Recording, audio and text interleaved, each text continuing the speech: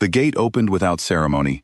One moment I was standing in a stone antechamber on the survey team's side, the next I was somewhere else entirely, a receiving bay that smelled of recycled air and machine oil, lit by amber panels in the ceiling, and the faint blue residue of transit energy still bleeding off my jacket. My ears rang. The floor was solid beneath me, which was more than I'd expected, and the 3 technicians who rushed toward me with scanners looked as startled as I felt. I'd been told the Korath gate hadn't cycled in 31 years. I believed it now. Nobody on this side had been ready for a human to walk through. They ran their scans. They logged my transit signature. They argued in Sorovan for 4 minutes about which bureau was responsible for processing an unregistered species, and I stood there with my pack on my shoulder and my hands visible at my sides, and let them sort it out.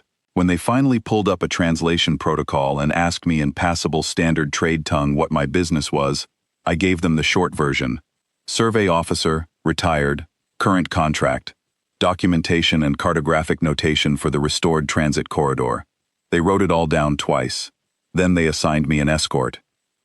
She was waiting by the processing desk when they brought me over.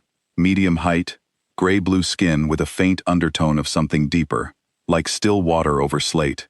Dark violet hair cut close to the skull. Silver-white eyes that moved to my face for exactly 1 second before she looked at her manifest board. "Dale Corvin," she said. Not a question. She'd read it off the intake form. "That's right," I said. "Bay 7 is where uncategorized transit cargo is held for documentation. I'll take you there." She turned and walked. I followed. Her vest was the station-issue gray, with the waypoint insignia on the left chest, the same as the 3 technicians, the same as the loaders stacking crates in the corridor beyond the processing bay. She moved through the station like someone who had learned to take up as little space as possible. Not hunched, not afraid, something more deliberate than either. Contained. Her footsteps were even, her pace exactly what was needed and not a fraction more. "I didn't catch your name," I said, when we'd cleared the processing bay and turned into a corridor. She didn't break stride. A pause, though. 2 steps long. "Thera," she said. "Thera." I said it back the way she'd said it, without shortening it. "How long have you been stationed here?" 11 years. I didn't ask why. It wasn't my business. She hadn't offered it. Bay 7 was a wide, low-ceilinged room, stacked with crates tagged in 3 different cataloging systems, some of them going back decades by the dust on the corner seals. There was a single work table with a light panel, a stool, and an intake terminal that looked like it had been rebooted within the last month, probably for my benefit.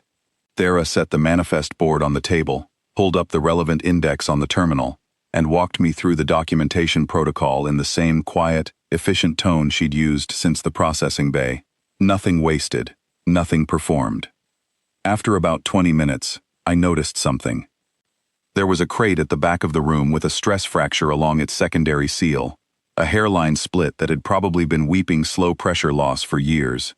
Thera had walked past it twice. On the 3rd pass she stopped, looked at the fracture for a moment, and pressed the flat of her hand against the seal. The fracture closed. She moved on, as if she'd done nothing in particular. I kept my eyes on the terminal and didn't say anything, but I'd seen it. The pressure seal had knitted itself together the way a wound closes. Cleanly, quickly, no tools, no compound, no heat source. Just her hand. I filed 2 more documentation forms. She answered my questions about transit codes. The amber light in the ceiling panel above us flickered once and held.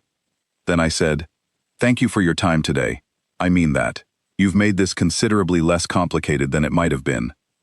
Thera looked up from the manifest board. Her silver-white eyes came to my face with a directness she hadn't used before, and for a moment, she looked at me the way you look at something that has surprised you by being exactly what it claimed to be. "You are welcome," she said.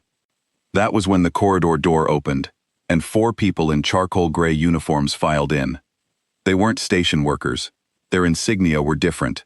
A 4-pointed seal I didn't recognize, worn on the throat rather than the chest. They had the manner of people who had been moving quickly and were now performing calm. The one in front held a transit registry scanner and was using it on the bay's entrance log. "Standard inspection," he said, in trade tongue, looking at me. "New transit arrival. Routine. He wasn't looking at me. He was looking past me at Thera. I've spent enough years in survey work, and before that in uniform, to know what a threat assessment looks like when it's been dressed up as paperwork. The man in front had clocked her the moment he cleared the door. The two on the right had positioned themselves between her and the room's secondary exit. The one on the far left was holding something in his jacket pocket, his hand not quite still. I stepped to my left. It put me between Thera and the door without making a production of it, and I rested my hand on the edge of the work table and watched the four of them with the same expression I'd worn for the past 2 hours.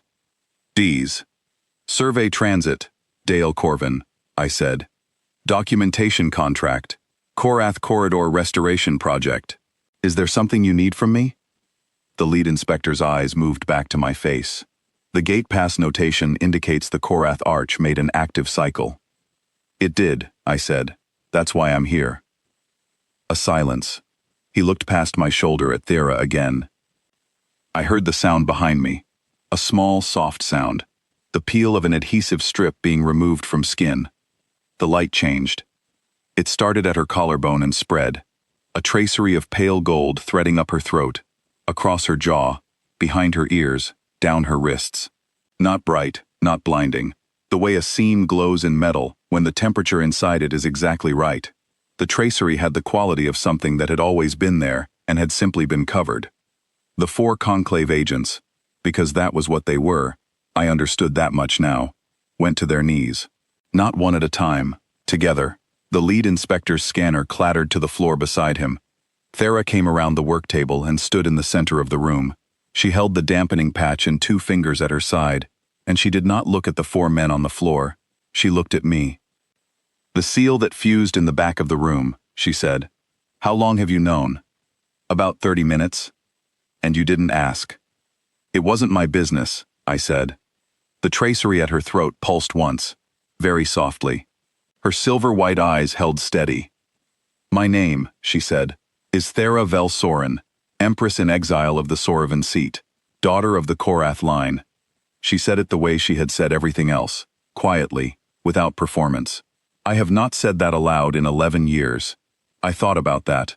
I thought about 11 years of station vests and manifest boards and amber ceiling panels, 11 years of making yourself exactly as small as the space allowed, 11 years of moving through a crowded corridor without being seen.